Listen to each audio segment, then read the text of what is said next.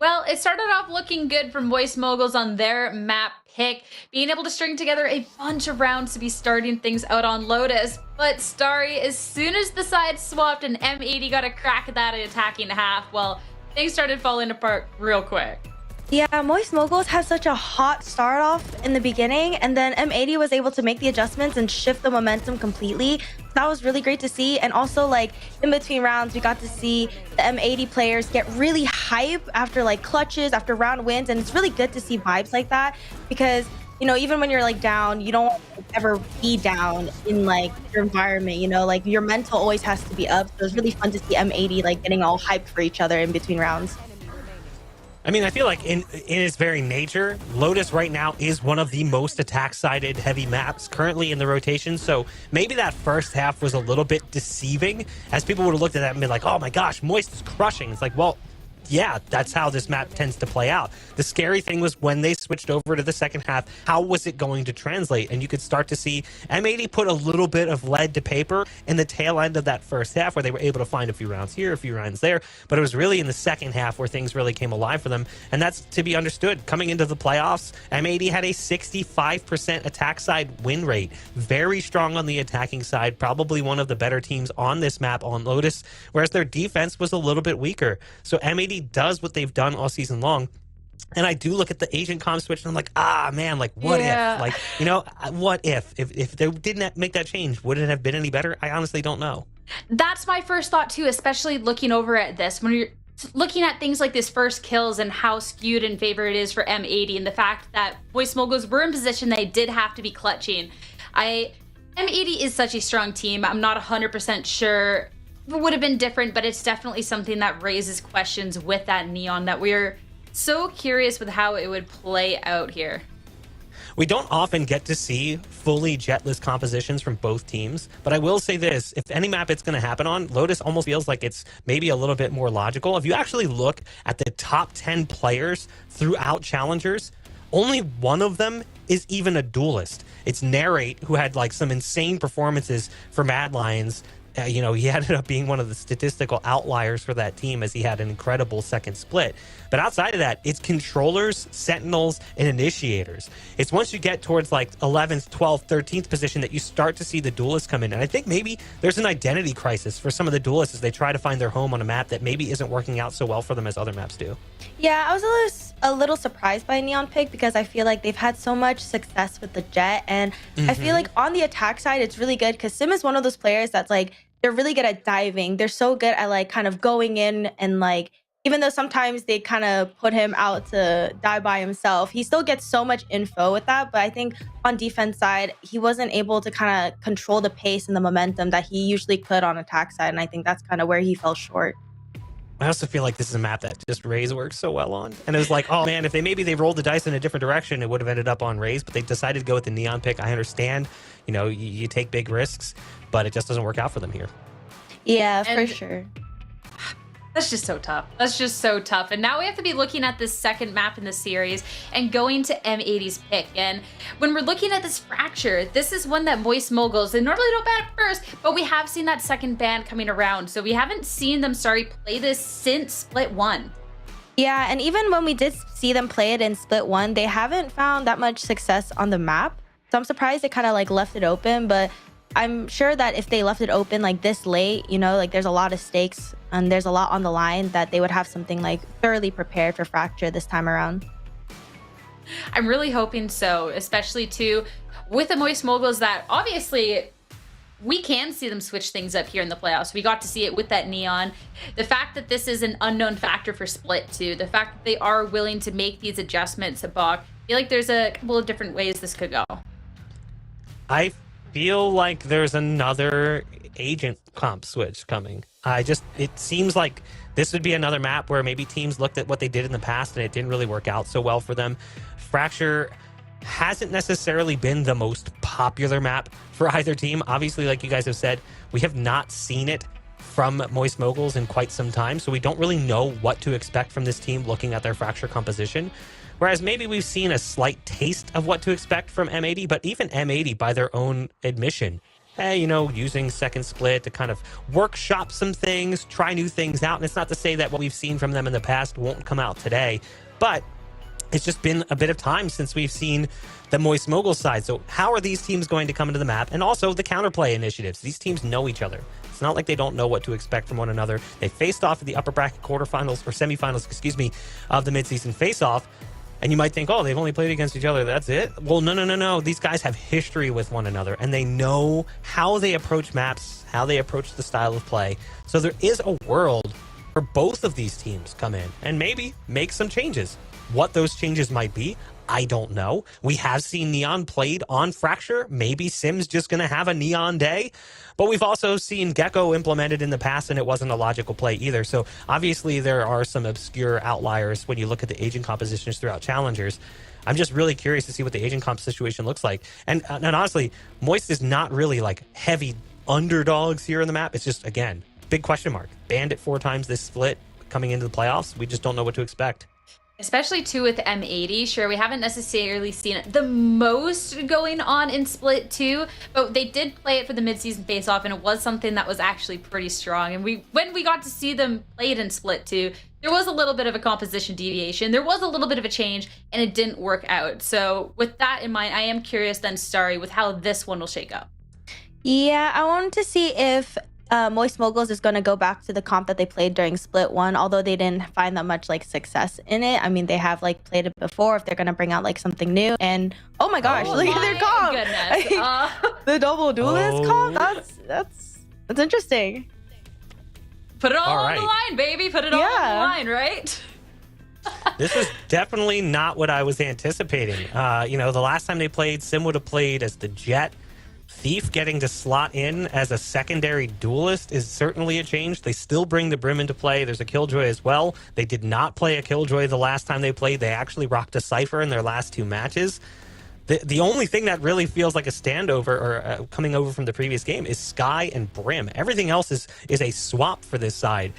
Whereas on the opposite side, things very much the same, with the exception of the KO instead of Sky in more recent history, but we've seen them run this composition in the past. With how Fracture already is starting off, the fact that we talked so much about Sim on this Neon, but now we get this treat of this double duelist and this big switch from Moist Moguls, as it is a shot at map 3, a shot of just getting into right here and now. This one's going to be so fun. I really cannot wait. So we're not going to wait any longer on that. I cannot wait to hear what Shift and Dust have to say about this. Got only a couple of words here for you, Dust. Give them to me. Double duelist. Yep. Defon raise. That's a spicy meatball. This is going to be an interesting one. This is, I think, for Moist Moguls, them trying to just ram it right at M80, try to take them at their own game, try to burst, try to find a way to take over space quickly, and try to just use the map for all of its chaos. Exactly. I mean, and I think it's a right call from them. Obviously, Moist Moguls have not had the best track record on Fracture. They've only played it twice this year, both of which were losses to Turtle Troop and Shopify Rebellion, so they weren't even, like, losing to the better teams in the league, I guess you could say. Like, they're losing to the weaker end. Granted, both those games were very close. One was like a double overtime game, and the other was 11-13. So maybe the 0-2 record isn't like as accurate as how well they can actually play the map, considering how tight the scores were. And they've made a drastic change in their composition, so who the frick knows what they're going to do now. Then over on the M80 side of things, it's back to normal, right? They did try Sky in their previous match, which is actually their only loss on the map. They've won it the other 3 out of 4 times they played it when they played this exact composition with Nismo on the KO. And their attacking side is usually quite strong on this map, so let's see how it plays out. Okay, here we go. M80 on the opening offense. I'll be curious, I think, as well. You know, again, we talked about the Sky for the KO. Does the KO change how he plays into the face of this double duelist a touch as well? Things to think about. M80 just bursting on in towards site. Koala Noob going to take up the high ground. Lots of damage already actually tallied down low onto Sim. He does still sneak his way in close towards these smokes from Xander, but oh goodness, he just lives right on into him. M80 come away the victors. Oh, not just of the first few, it's almost every single gunfight. Proto's the last one left. EU will force the clock down to a Proto who, yeah, just nowhere to go from that position. So 1-0 up M80 with 4 kills from Xander, who almost what, more than halfway now to his first orbital strike? Give me a break. That's pretty awesome. Yeah, to be that close here already after just the pistol round. Again, M80, they play that Smash Mouth Valorant, and this map is a Smash Mouth map, right? It is the map that plays to the strength of a team that is willing to play an aggressive offense and is very good at playing it efficiently, and M80 certainly have that in spades. They saw 3 push bottom map at B side, immediately pulled the trigger on Kitchen to A, no hesitation, and they go ahead and claim that pistol round. Wow. Okay. Yep. I mean, what else do you say, right? I mean, it's just... It's M80 hitting fast on the attacking side of Fracture. Where have I seen this before? Oh, wait. Every time, yeah. So you're going to get a Marshall, a Guardian rifle out for Nismo. Bulldog as well. John Cutie on the only SMG, the Spectre in hand. Frenzy, 1 Sheriff, 1 Shorty. And, well, all 5 members are here defensively for Moist Moguls. Could be doable here. Knife goes through, only catches a couple. Oh, that little sound cue could change things up. A little bit of spam coming out. Whoa, just good control from Koala now dancing on in towards the cyber cage. That works out perfectly, and M80 will walk away with 4 of the first eliminations, only dropping 1 in the process. Yeah, very efficient, and what could have been a very dangerous situation that we were kind of building up to based on the positions we saw on the map, but M80 handled it just fine. Like the firecracker their logo shows, they pop off. Sim does sneak one in there on the John Kitty with the Sheriff. They find that 1 headshot. Again, he was doing really well on the attacking side, creating space with Neon and Lotus, but defensively, he wasn't really getting the frags you need. And again, we talked about this at the beginning of the series. We were looking at the top 2 players in first kills per round. Koala Noob number 1, Sim number 2. We saw a lot of that still from Koala. He got 5 first kills as Omen on Lotus. Yeah, now real. he's back on the Jet. Placing swamp grenade. And this is where we're going to see Sim and Koala Noob continue to clash as these weapons now come out on the board from Moist Moguls. Big question still to be asked here, though. Especially considering that M80's burst is still going to be very potent with these weapons in hand. Yep. Orbital strike, obviously, something that could really break down this site as well. So, Moist Moguls, not going to feel all that comfortable in what is this bonus. Yep. Need to see something convincing here on what they want to do with the full guns. We've always also talked about how one of the big strengths of M80, besides just their fast-paced, efficient Valorant, is their ability to create multi-pronged pressure. And again, Fracture plays perfectly into that type of capability when you're able to really make the defense play a guessing game and be forced to play retakes. Just Orbital Strike will clear out B Tower. Koala Noob using that to take some space to add another angle of attack onto this B side. Great counter Molotov, but Koala Noob doesn't care. He's in down, finds Flyer and a Proto. What finds a third on Sim! There's no way! Not good. Not good. He may even get the 4th through this cyber cage. Paint shells out. The tapping continues, but Thief is able to get 1. Brock still alive. Hold on a second. Moist Moguls battling back. What? How have they just done that? The 2v4 over in the blink of an eye? That was a round of Valorant, bro. I don't know what to tell you. That was a round of Valorant. I mean, first off, I thought it was good to clear out B Tower with the Orbital Strike. That gives you another angle of attack onto the site. Molotov comes out, though. Great counter. The Koala Noob just doesn't care. Runs through, grabs 2. That one's a little lucky, obviously, but still shocking and so devastating. But then Brock just responds in kind. Unreal. Brock has had a couple of big multi-frag moments throughout this series already. We saw it a few times on Lotus as well. Again, he has been kind of an X factor for the squad lately. He's really picked it up. I agree. Koala Noob, though, just not even caring. Still taking over stand control. Making a move quick in towards sight. Does see the rotation of the defender down low. Sim's in a little bit of trouble here. Yeah, he gets completely isolated. They also know that there is a player on the corner that's Proto, but some counter pre-fire does come through the smoke. Moist Moguls will hold up the last remaining lives over from this position on the cross. Boy. And That John, was he's seen everything. Flash comes out. Oh, doesn't quite connect timing-wise. Backs out, 5v4 we stand, and oh, goodness, Proto still takes down 1 for the effort, considering he should have been surprised, but Brock will be chased down, and now numbers again. Force a 2v4. Thief and Flya from drop have to go. Not a lot of utility for them to break things open, just the 1 molly that Flya could use, and not gonna happen. Suppression comes out, Thief last one standing, and he's gonna run out of time here flat out. Yeah. And again, I'm gonna sound like a broken record here, and I hate that, but it's so important to mention that on this attacking side, how willing M80 are on taking that next step forward on a post plant and not just like resting on what they already have. The willingness to be proactive and to cut off the retake before it can get started. The moment that John Cutie reads the double dish flank, they immediately start looking to press in the defensive spawn right away. And while John Cutie goes down, it's quickly reclaimed, and then all of a sudden they have that space and they have the read the last two or drop. Yep. Again, it's just how quick M80 are on making those split-second decisions together as a team and how efficient they are in pulling it off. It comes down to just the chemistry this team has developed over time and just the decisiveness that they have and the trust they have in one another. And it's what makes them so strong, because not only are they good at just getting that initial entry and getting that initial space, but they're willing to just press the boundaries even further. Yeah, there's a lot of trust that comes with that. You just can't teach flat out. It just comes with the reps, the experience, like you mentioned. It's the intuition. Moist Moguls now trying to put a little bit of threat here. I can respect it. Fly just taking a couple of spam shots with the Sheriff through the smoke. Won't connect for much. M80 have to hold back a little bit longer than I think they would normally like, as the defense also gets a bit aggressive here at gate. Yep. You also have to respect M80, you know, after taking a crazy L in the previous round thanks to Brock just popping off after Qualanoob had popped off, for them to just not even worry about it. They shook it off immediately. They go straight back into their normal game plan. It's like it didn't even happen. And look at Qualanoob continuing this first kill situation. I know tough opener. Neural touch gets earned. Nice timing here from Proto. That will upgrade the Sheriff to a rifle. Spike will be planted. John, of course, knows that there is a Clay on the corner. Proto, a couple of tags as the second ping comes through from the Neural. Backs off now, touch.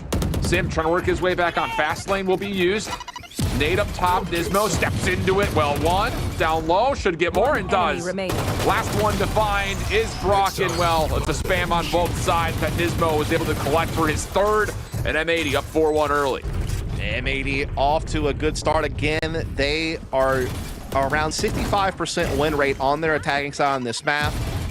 The times that they have had struggles on this map is when they've struggled on the defense. Remember, when they lost to TSM earlier in Split 2, they only had one defensive round that game, and that was really their downfall. But conversely, against Turtle Troop, they got 3 rounds of the defense first half, came back with 10 attacking rounds, still won the game. So they are a team that, again, and even against the best teams, like, you know, the Guard and such, they've got a really big attacking half. So they're off to kind of the start we expect from a team like this on this map. As look at Qualanoob, dude. It's red, but Fly takes a lot of damage. It's a stinger in the back pocket for Qualanoob, which, how about that? Moist Moguls just kind of back off, get the first frag, and now the Seekers will confirm no one's here at A. And they're already on rotation over to try to help out this B play. Sim needs to connect off this first shot. And at the moment, it will be a bit delayed. M80 hit the brakes, and they're going to reset. Yeah, Seekers wither away. Still plenty of clock left to be had. M80 decide to double back over into the A side, which is a good read because all of Moist Moguls did make the rotation, but now they're shuffling back. They control the entire top side of the map, so they have that luxury of being able to rotate a little bit more freely because of this space that they have gained. As M80 are looking to attack into A side. It's going to be against 3 players, though. Now, Fly is low on health. Yeah. And they do have this Rolling Thunder. And Null Command. Doesn't matter. They just walk in, win the first gunfight. Showstoppers out. Long range. Thief is able to take down 2 with that. Rolling Thunder comes out. EU keeps the play alive, but oh man, this is such a tough position. He has to try to make sure that the regeneration comes out for Nismo, which it does, but Moist Moguls hit the gas at their exact right moment. All 3 flood, and they'll take their second round. Bro, Brock hit a nasty shot. He jumped from drop, and as soon as his feet touched the ground, he hit a blinder. That was so beautiful. Obviously a great showstopper from Thief. I mean, you can't really take away from that. But look at this. I wish we could see it from Brock's perspective. When he jumps down and takes out EU, that was crazy. And so that keeps Moist Moguls right in the hunt. Now they have 3 ults. They have their ops still in play. I don't even know that Sim fired it off, so they might not even know that's out. Yeah, it's a good call. It's ops on both sides, so Qualanoob brings his own to the party this time around. True. Orbital Strike locked down defensively at the ready with the overdrive Sim. Fault line, Trailblazer exchanging positioning. Orbital Strike gets phoned in here. That's so well done. As far as isolating it out, EU will step in, find the kill into Brock, and first blood's good for M80. That's just great thought process from EU. He knew that he had kind of won the stun battle in that situation and decided to press it all the way forward for the frag.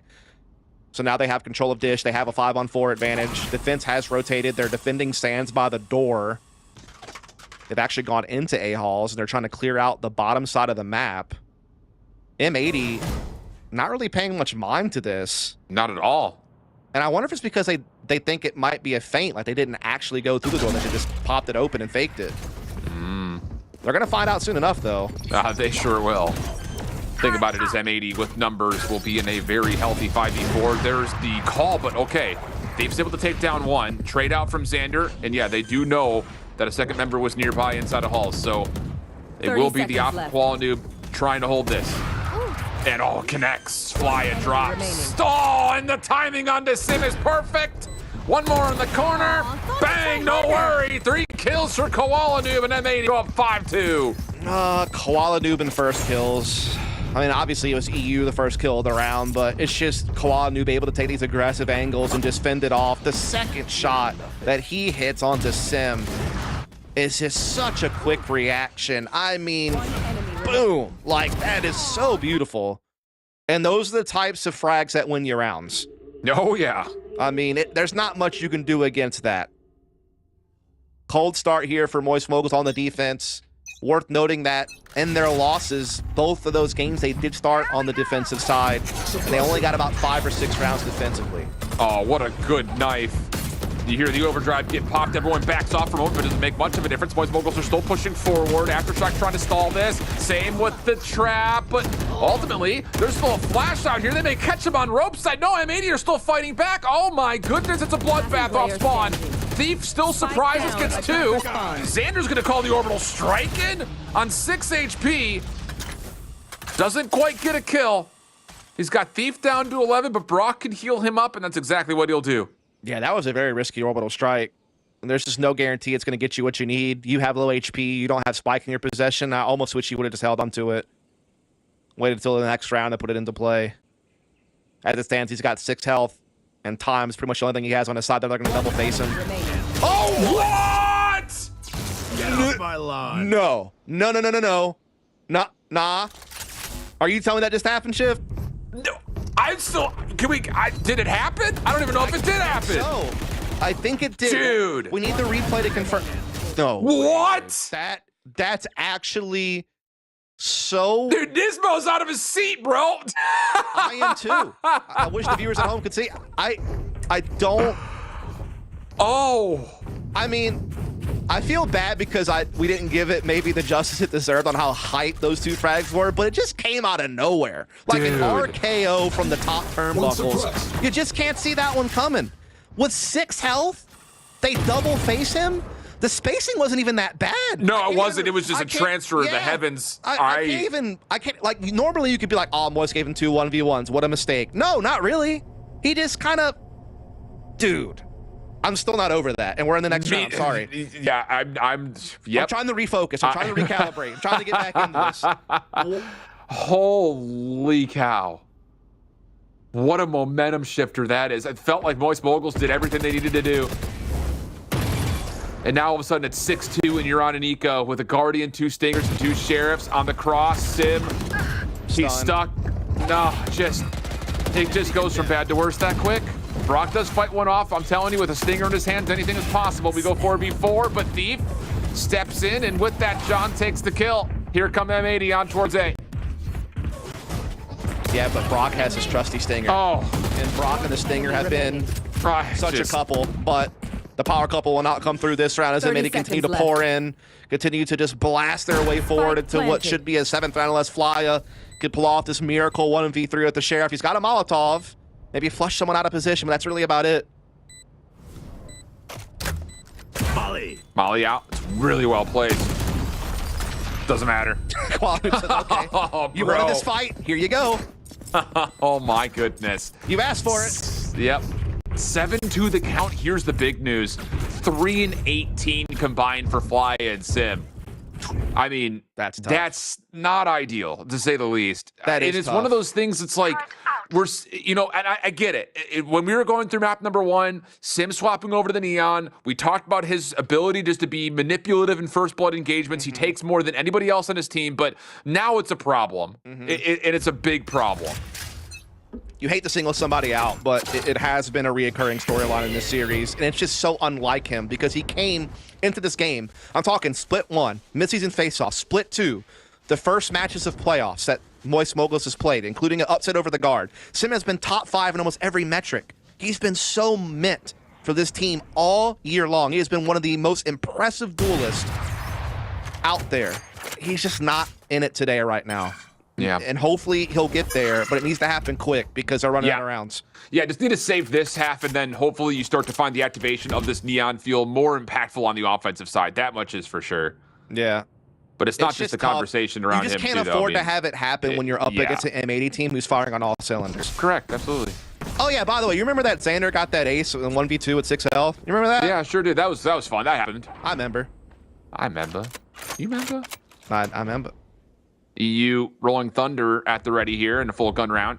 40 seconds on the clock as manipulation around the map has led both teams to fully focus on B. And if EU uses this thing to block off Canteen, which he does, this could hit a lot. Isolation on towards the site. Doesn't quite catch Sim. Hold on a second. He gets a kill, a critical kill. Fragment does find a trade. Proto holding the back of the site. That will work out. Time becoming an issue here. 20 seconds on the clock, and here's Sim. He showed up in a big way. Critical 2 kills for him, but now it's just on to Brock! How about a little 1v2 action for Moist Moguls to get their third? And we should just keep talking about Sim, because apparently the moment that we do, he gets going. Those are 2 huge kills. Those were massive kills. But again, it's Brock. Dude, Brock is just like... I mean, he is not playing like he's on the losing team. Let's put it that way. Like, he has had so many big moments already this series. It hasn't always led to round wins. That time it certainly did. But he has really been putting in some work this series. That is for sure. Now they have 2 alts coming into this next round. Still a chance to make a half out of this. Absolutely. I mean, there have been... It's a small misstep. Kind of like the same thing that we talked about for M80 in the opening portion of this half. You get kind of steamrolled that, and they just shrug it off and say, go next. Get out of Same my way. just happened right there for Moist Moguls. Knives out this time, though, for Quality. Sniper's in his back pocket. Gets up top towards ropes. This feels familiar. It's the same 2 opponents on either side of one another. Last time that Quality had his knives.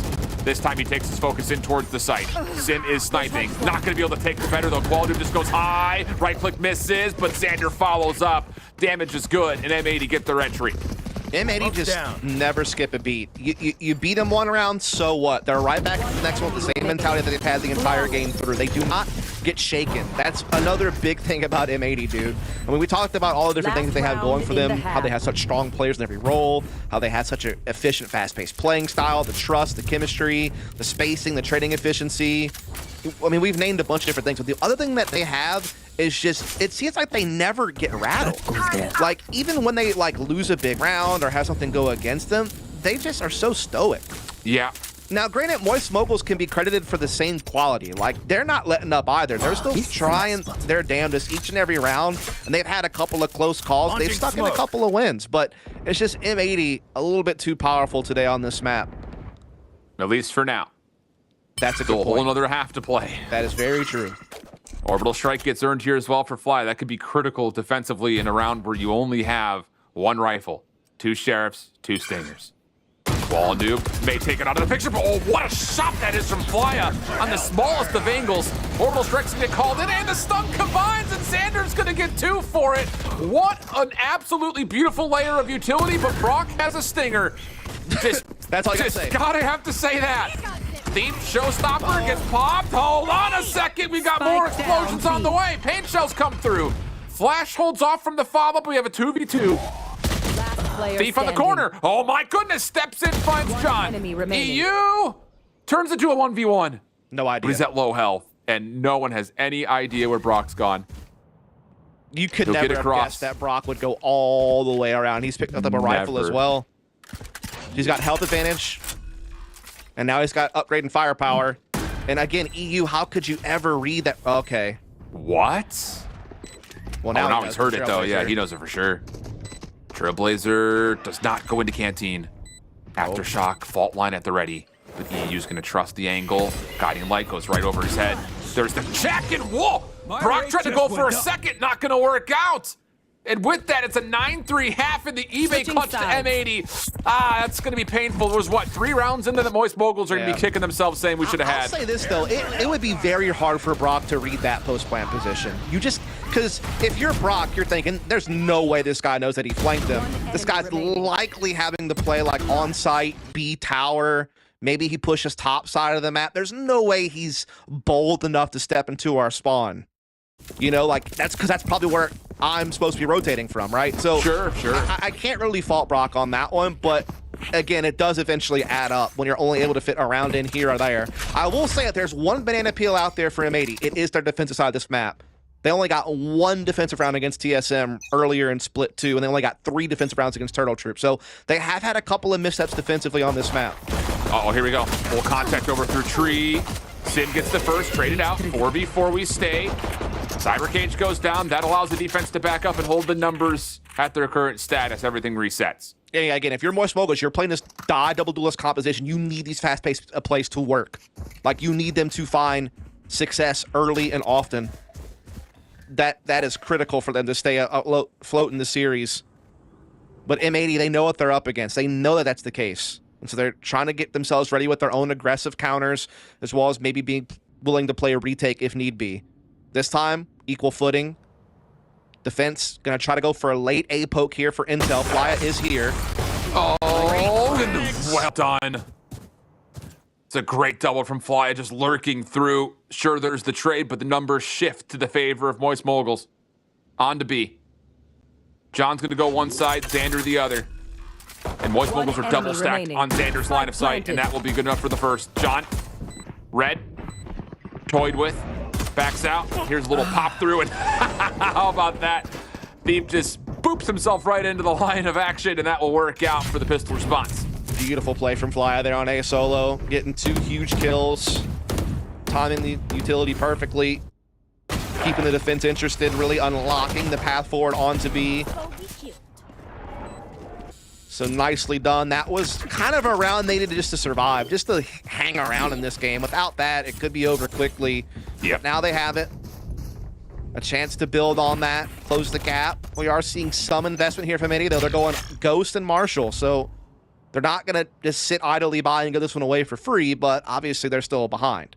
Yeah. And the defense is just going to stack into their spawn.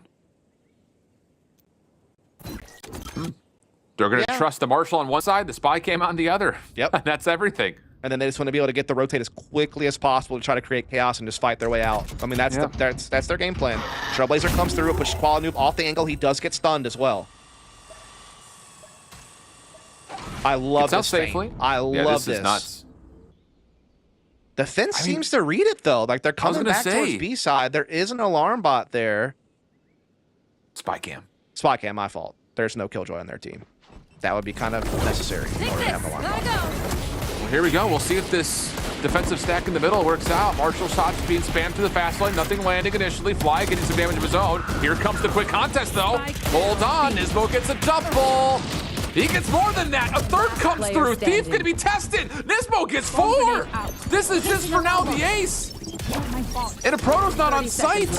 Spike's down, 30 seconds on the clock here. Proto's not going to have a read on this. Koala holding down in the sky smoke. That fades. He resets. He'll hold one side. Nismo will hold the other. Still a flash at the ready as well. Here's the check. Proto gets tagged. Oh my goodness. Not like this. Not again. Gotta make the go if you're a Proto. He's running out of time. Defense will split. Here comes the flash. No check, not needed. He's gotta have to plant. And how about that from Nismo? He won't get the ace, but give him the eBay Thrifty and the credit for the entire round. That's double digits for M80. Dude, if Moist Moguls go on to lose this series, there's going to be 2 rounds that are going to be burned in their brains for the rest of the evening. And it's going to be Xander's ace on 6 HP, and it's going to be that one right there. They cannot afford to lose a Thrifty in this situation. They're already so far behind. They've made such good inroads on that round. The feint, great entries onto site, superior firepower, doing everything right, and then they fall prey to Ghost. Oh, now Sim trying to control Halls. Does take down Koala Noob, but EU keeps his life, and he also keeps himself at full HP too. Nanostorm over the top. John's in trouble all of a sudden. He's like, where am I getting beat up from? Spam through the smoke. That will work out. Moist Moguls going with some fuego. 4v3 situation. Some weapons now collected. Main cells over the top, pushing John back. Orbital strike furthers the issue, but now Nismo gets activated. Oh my goodness! He's gonna take down 2 and help with Xander fragment out. They know Thief is playing forward. Long range shots from Xander still in play. Oh, they get the read. Just Brock left. He's gonna be flushed out by the molly. And oh, if there was ever a player you want, it's this man right here. Gets 2 of the 3 to the 1v1. John's on 6 HP. Brock just has to hit a single shot. And contact's made off the owl.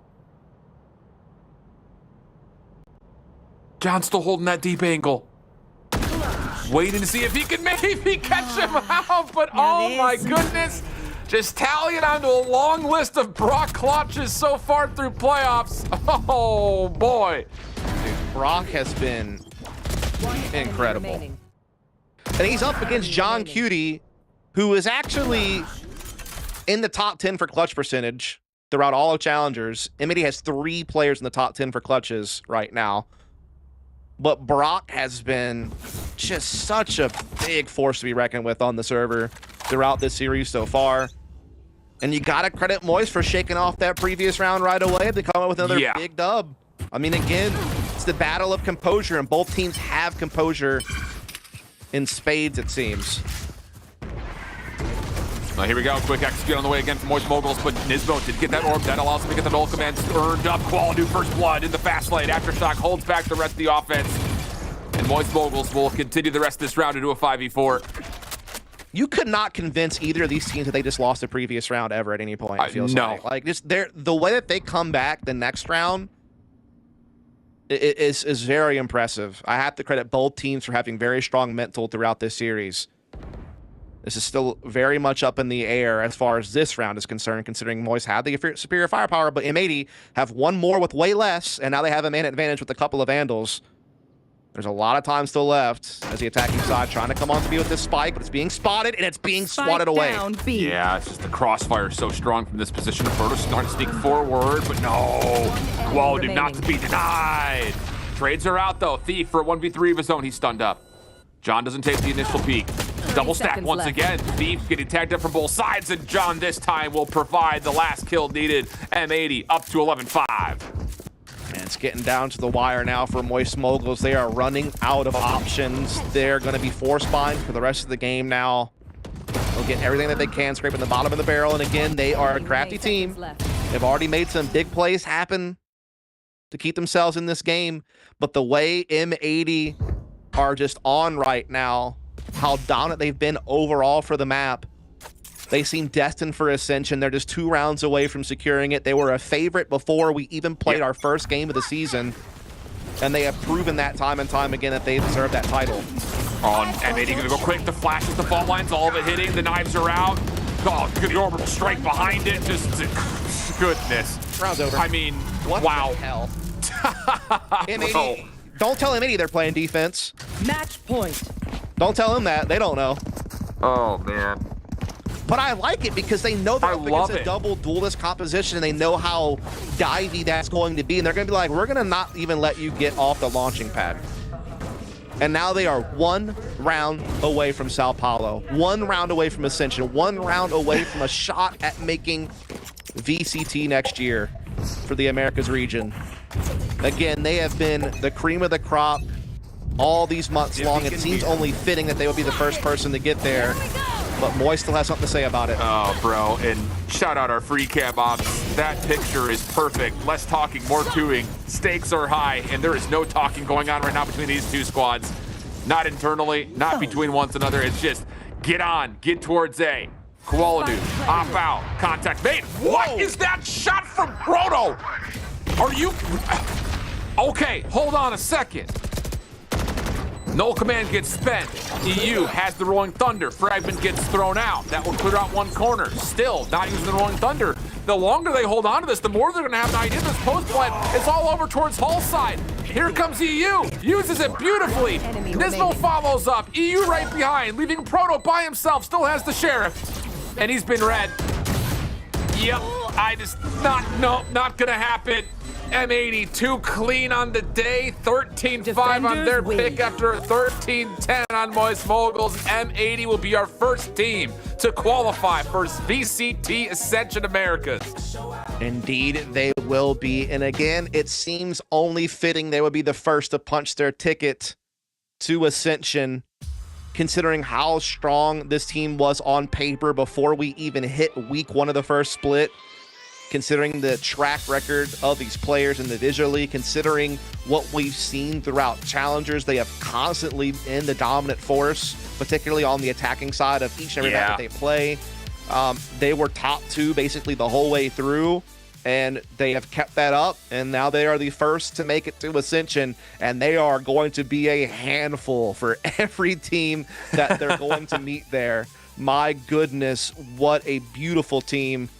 We talked about it all year long, that they were a team that had the quality of a VCT team. Some of these players have already been there and done that and done pretty well at it.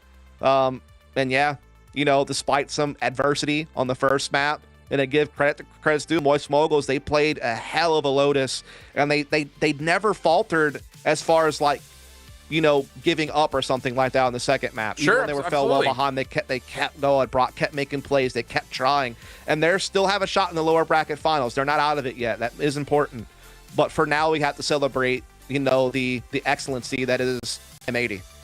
Unbelievable stuff, unbelievable scenes, and a series that provided on all fronts without question, even though, of course, the second map didn't quite go the same distance that the first did. But as mentioned, M80 qualify, and with that, we send things away for just a brief moment while the desk will have their chance to celebrate and talk about what happened here in this series before we jump down to the lower bracket and see how things go between Oxygen and the Guard. Don't go far, more challengers after this.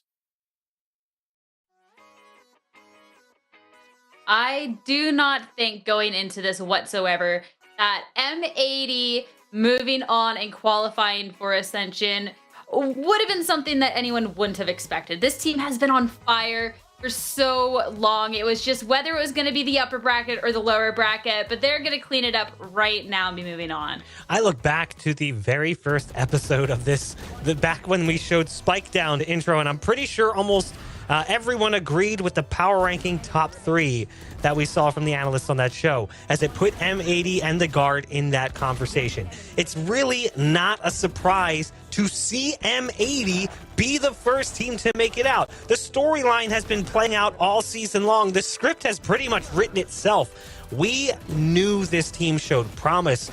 It wasn't until we saw them actually play that we realized that the promise was even better than we could have hoped for.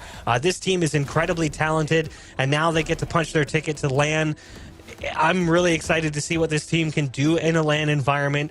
Looking at the Ascension Tournament, it feels like it might be theirs to lose. Yeah, I mean, big win for M80. I mean, they're just a team that's always just been so consistent, so consistently good. Like, even with their individual skill play that is so high, they just work so well as a team together, and it always shows. Like, their utility usage is always on top. I mean, even that eco round that they won with Nismo getting that 4K, the util usage on that round was amazing. The flash, the coordinations, the trades were just all there for them. I feel like, too, they never faltered, no matter what was happening. Even in situations, I'm thinking back to the round. I know that we were all losing it over on the desk, but that ace coming up from Xander, that 6 HP, there's moments where M80, it looked dire. Like, they're still ahead, but even rounds where Moist Moguls, they had this opportunity, M80, they never faltered, they never missed a meet, and Bach, they just shut them down. I think one of the biggest pieces is not really something you notice when you look at this stat line. I think a lot of people will highlight Sim's performance and how he maybe struggled in the series. If you actually look at the way that Moist has been playing through the playoffs, Sim has not been the shining star that he was back in MSF, and it's not his fault. It's just the team is working better as a unit. They don't lean on him the same way they did back in mid-season face-off. The big problem for them is that they go for this neon swap, and I think it'll be the one thing that people go, oh, this is why they lost.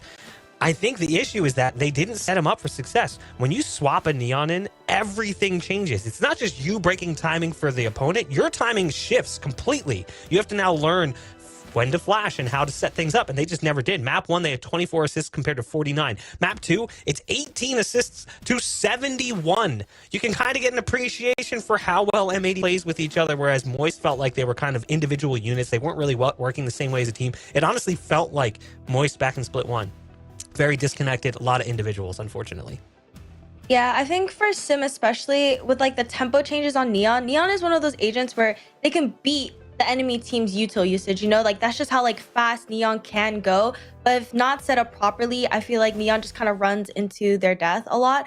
So I feel like for Sim, there's like a lot of really good individual plays that could be made with Jet, but Neon kind of, even though like the individual plays are there, it needs like the util to back it up essentially. So I think seeing the switch, I like the double duelist comp. Like I like how aggressive teams can go with it, but I just feel like they just never really found their footing with it.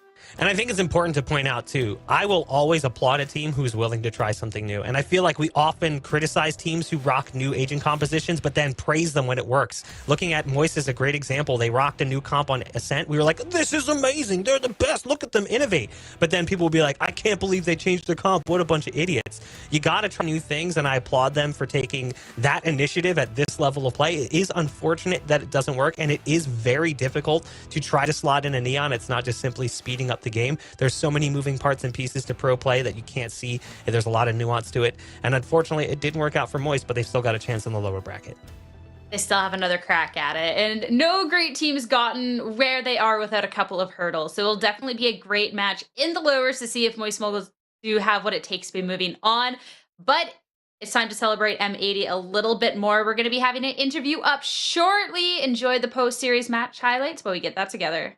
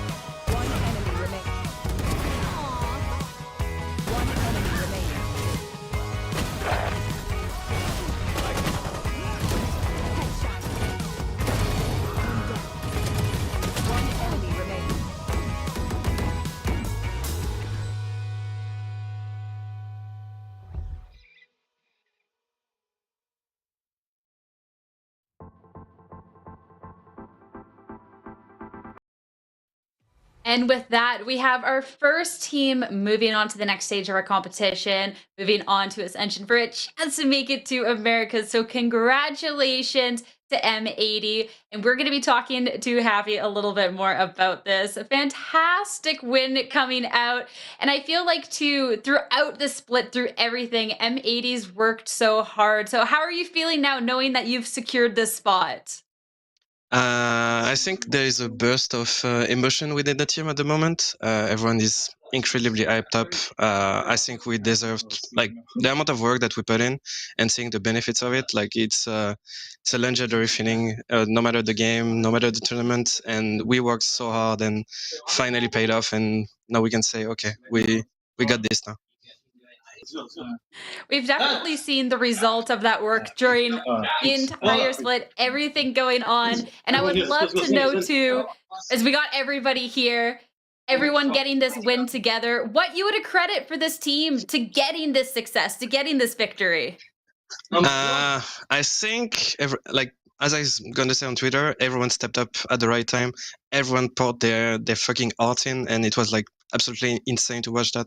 But as I said, we were probably the most hardworking team out there, and basically hard work paid off. Plus their immense talent. This is a group of individuals that are very, very talented, and I don't want to take that from them.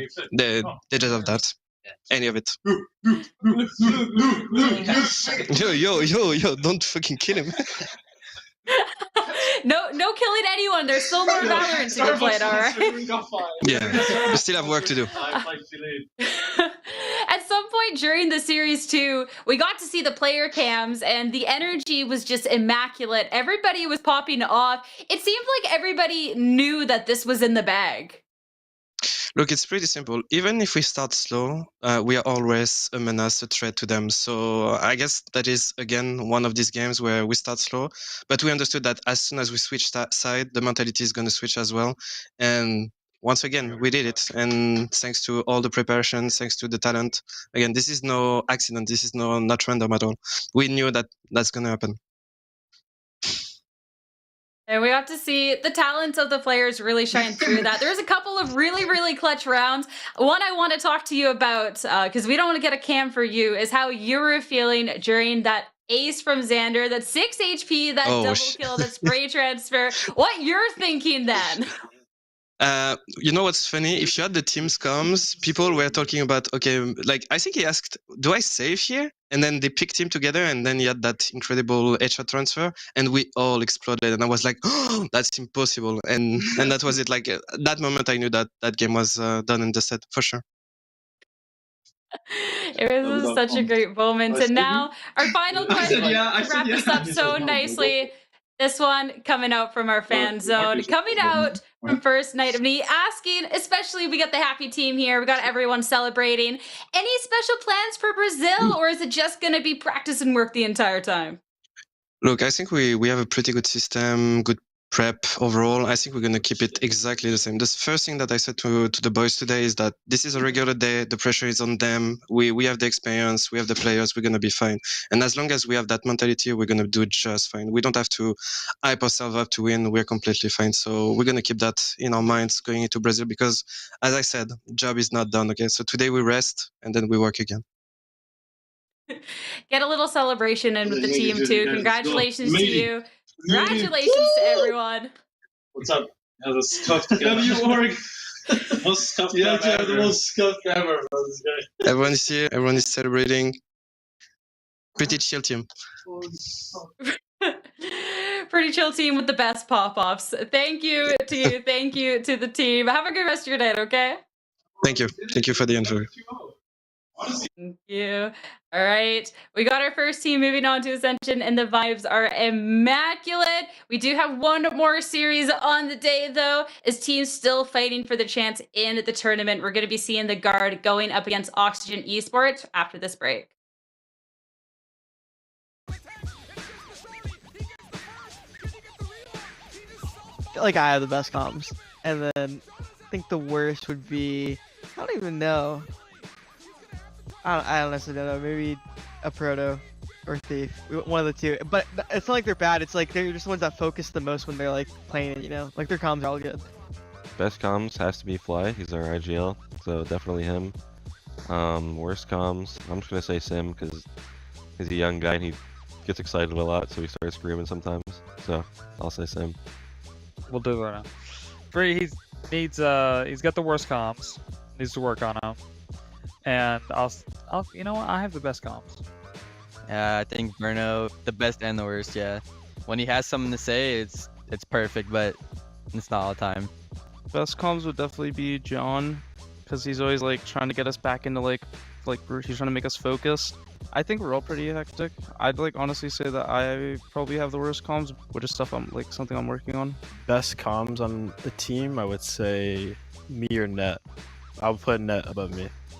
But yeah, he's always talking. Sometimes we have to tell him to stop talking because he just will be like in a round. He's on B site, like they're rushing A, and he's the one calming everything. I'm just like, bro, I can't think. Like, just let me handle it. But yeah, he's just very passionate, and I respect it. But he has good comms. I think I'd probably have to say, I think Jonah has really important comms in really certain situations. I'd say all of our comms are pretty good. But Jonah's really good at like making like a mini plan in like really like hectic situations. Worst comms, can't do my boys like that. I can answer that one. You know what I mean? Verno. 100% Verno. Bitch. for sure. He's the best Deagle in the game. Me or Nismo for sure. Nismo's we call it like he's the eco cobra on scrims, so he loves those types of rounds. Probably Proto. Definitely Sim. Definitely Sim. No question. To get his on an eco, I would say probably Net. If he buys a Sheriff, I'm pretty confident he's gonna get his one. I'd probably say Trent. He's like a phantom abuser, so he just like run guns the no armored kids and they just get violated.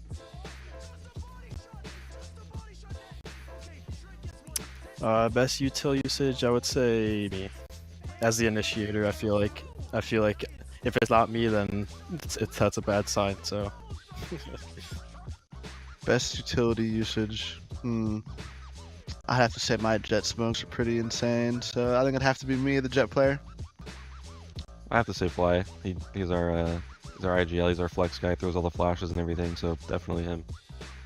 Ooh. Me. I have the best utility usage. Me. It's me.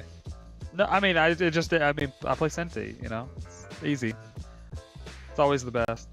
I'd say Mitch. I think his KO is really good. I think on Pearl last match against Disguised Toast, he had like perfect util on Pearl.